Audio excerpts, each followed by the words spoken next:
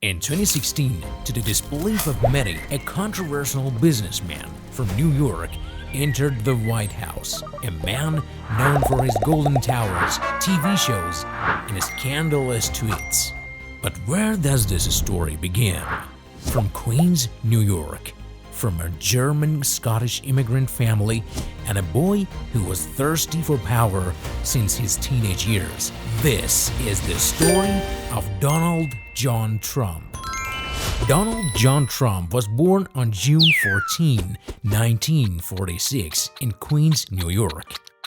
He was the fourth child of the family.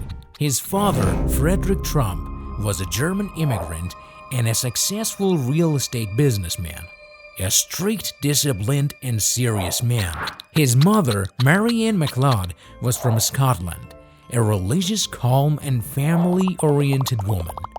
She always tried to soften the harshness and violence of the father for the children. Donald was different from childhood, aggressive, energetic, and in love with showing himself. School teachers said he was always seeking attention. Sometimes he even resorted to violence and fights, and his behavior worried the family.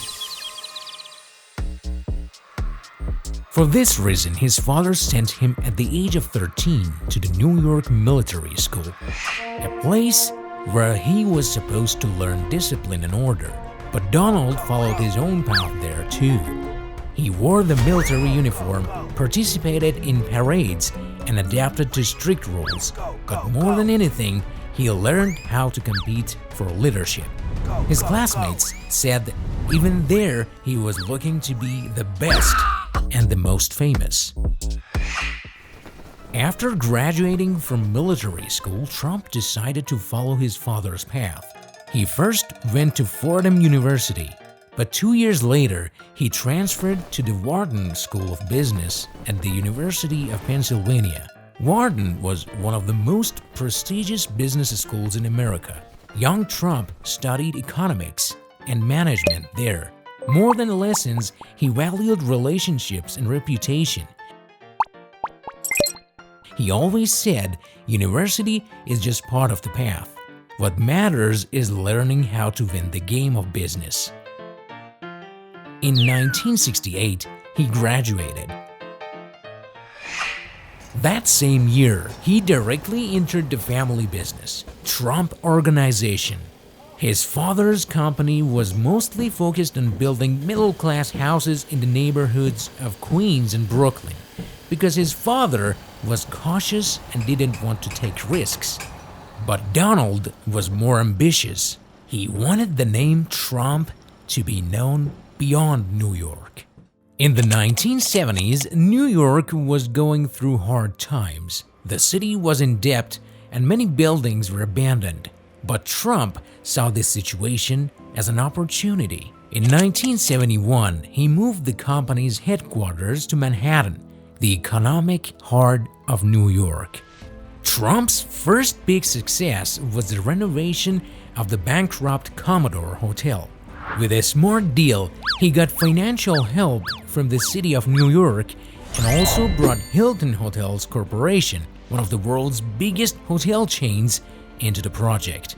After renovation, the hotel management was given to Hilton, and in 1980, it reopened under the new name Grand Hyatt New York. In 1983, he opened his masterpiece, Trump Tower, a 58-story skyscraper, a luxury building with a glass facade. Trump Tower instantly became the symbol of his ambition. The media loved him. Magazines and newspapers wrote about the golden boy of New York. Trump loved this attention, and gradually he became a public and famous figure. The 1980s were the era of expanding his empire. Casinos in Atlantic City, golf courses, hotels in different cities, and even an airline called Trump Shuttle. Everywhere the name Trump was seen like a shining brand. But behind this shine and smell of success, there was another reality. Huge loans, heavy debts, and very high risks. The 1990s were like a shock for Trump. The US economy entered a recession. Trump had borrowed billions of dollars. Banks, one by one, wanted their money back. His hotels and casinos didn't have enough income. In 1991, his first big casino, Trump Taj Mahal, declared bankruptcy. Soon after, two of his other casinos faced the same fate.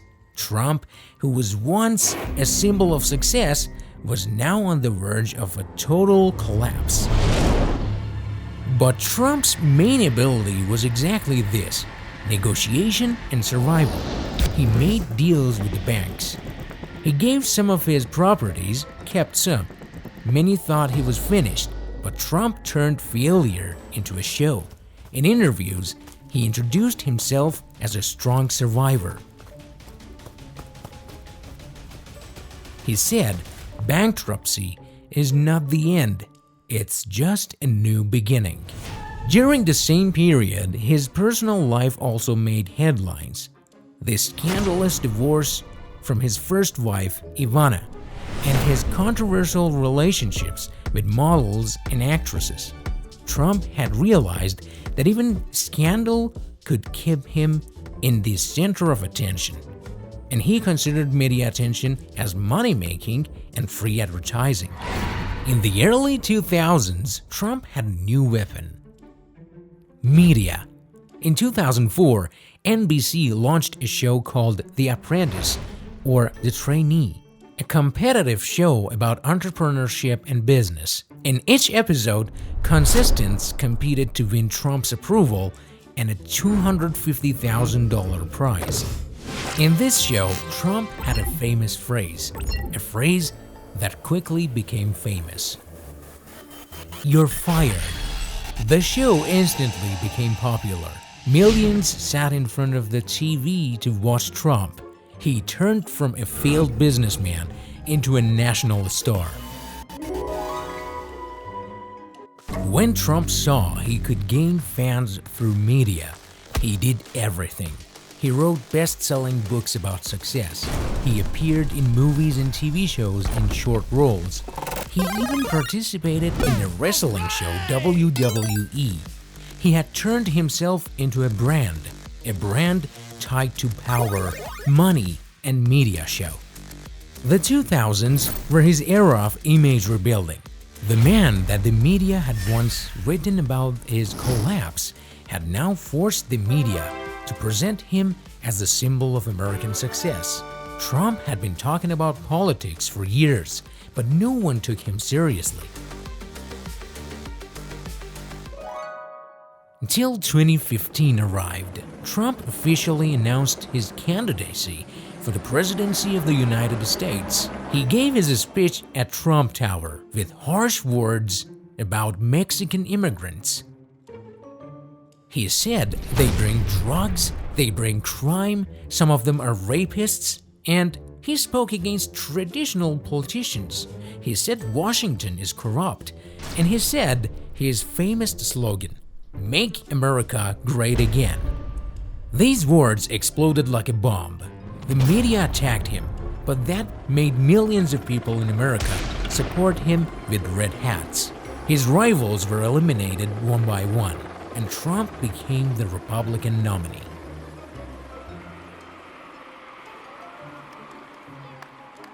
The 2016 election, the competition with Hillary Clinton, almost all polls said Trump would lose, but he won key states.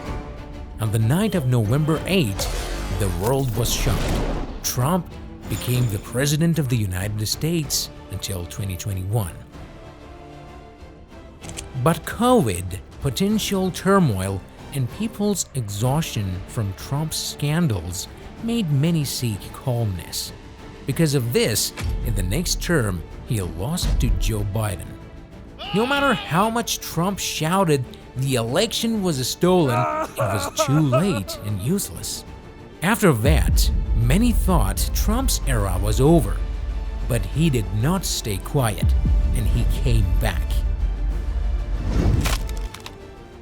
Trump once again ran in the next election, and to the disbelief of many, he won and returned to the White House. This was almost unprecedented in US history. Only one other person before him had done such a thing: Grover Cleveland. In the 19th century, Trump had now become the second person to make such a comeback.